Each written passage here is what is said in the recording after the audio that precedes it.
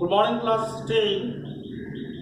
Let's start today physics chapter number 1, that is force, where we will be learning about the turning effect of force. Particularly we'll come across the term like moment of force, torque, and then after that we'll be discussing about the couple and the numerical based on these all topics, their mathematical expression. So all these we are going to discuss in this chapter. So before starting the chapter, see, the name of the chapter itself is a force. So first let us try to understand about the force. About the force you might have learned in junior classes.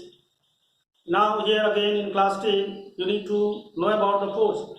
So first let's try to understand of the force, then after that other topics will start. Okay, force. Now see, when we apply the force on any object, then what we observe is that this force either change the direction of the moving body, or it can change the shape, or it can change the state. If it is at rest, okay, it comes to motion. So combining all these points, we can define force by saying that force is an external agency, because it is always applied from outside. So that is why we define force by saying that force is an external agency which tends to change the state of a body, and then the direction of the moving body and the shape of the object or body.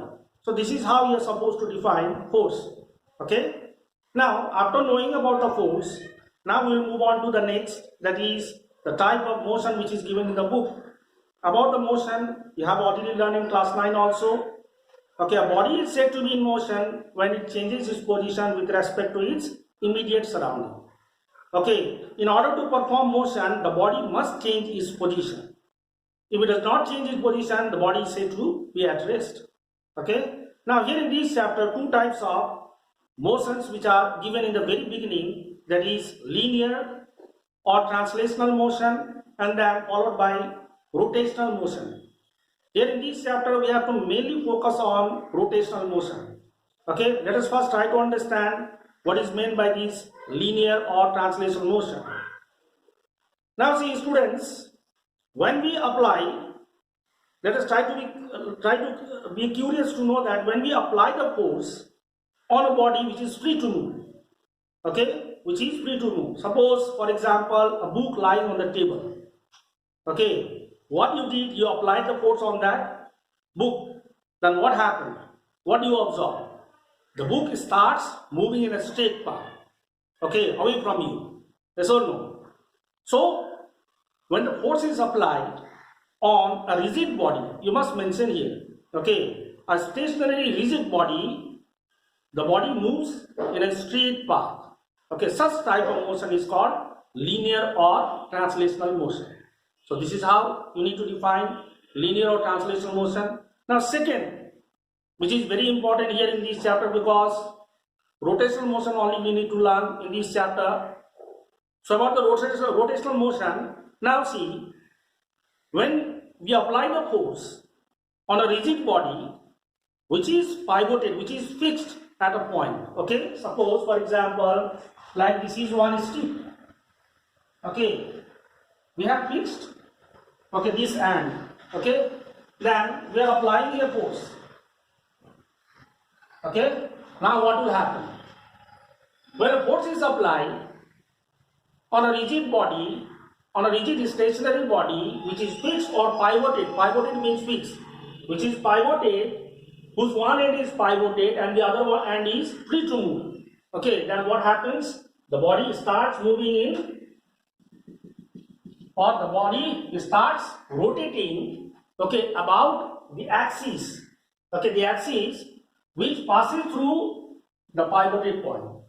Okay, that means about this point, suppose this point is O, okay, about the point O, the body starts moving, rotating, okay, the body starts rotating. Okay, such motion is called rotational motion, and such effect of force is called turning effect of force. Once again let me repeat, when a force is applied on a body or a rigid stationary body which is pivoted, whose one of the end is pivoted and the other end is free to move, okay, then what happens? It rotates about the axis which passes through the pivoted point. Okay, such motion is called rotational motion, and the very effect of force is called turning effect of force. So just now we come across the term like turning effect of force. Otherwise, force has many effects. Just now a few, while defining, I told you that force can change the direction. Okay, force can change the shape. Force can bring the stationary object into motion. So these are all the effects of the forces. And among those effects, this is also one of the effects. If one end of any object is fixed and the other end, okay, is free to move, then when you apply the force to the free end, then what happens is that the body starts moving or it starts rotating, okay, about the axis which passes through the fixed point. Okay, this very effect of force is called turning effect of force. Okay, and the motion is called rotational motion. So not only this rotational motion we need to learn. Now next, one more interesting example let me discuss with you all, that when a ball is rolled over the floor. Now what type of motion it represents? Is it rotational or is it translational? The answer is both. Okay, when we roll the ball on the floor, then what happens is that the ball moves in a straight path. Okay, so that is why it is linear or translational motion, and at the same time it rolls, okay, and performs rotational motion. So on rolling any ball, okay, on the floor, it shows both rotational as well as linear or translational motion. Now after knowing about the turning effect of force, let us try to find out, okay, this turning effect of force depends on how many factors. Okay, how many factors does it depend on? So it has been found that, okay, factors affecting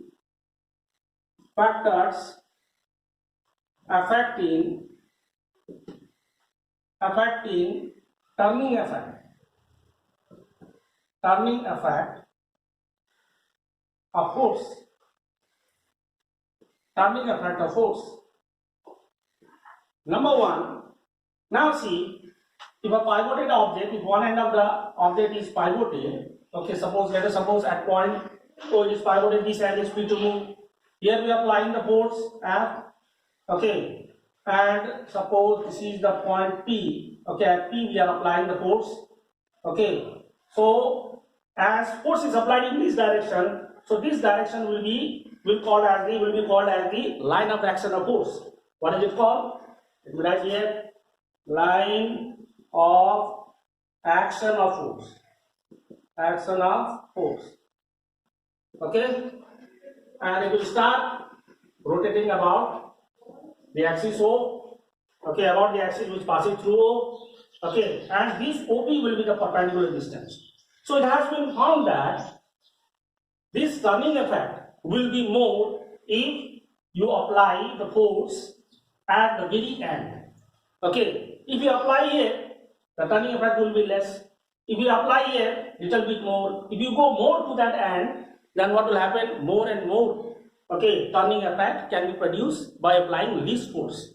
Okay, by applying least force. So that means what we observe here is that, okay, as the perpendicular distance, okay, from the axis of rotation, okay, increases, the turning effect also increases. Okay, turning effect also increases. Then the next is the force you apply, more will be the turning effect. So in this way, we come to understand that the turning effect of force depends on two factors. One, the magnitude of force which you are applying. Okay, the second one is the perpendicular distance. So that is why we can note down here is that magnitude of force, because more the force applied, more will be the turning effect. And the second one is the perpendicular distance.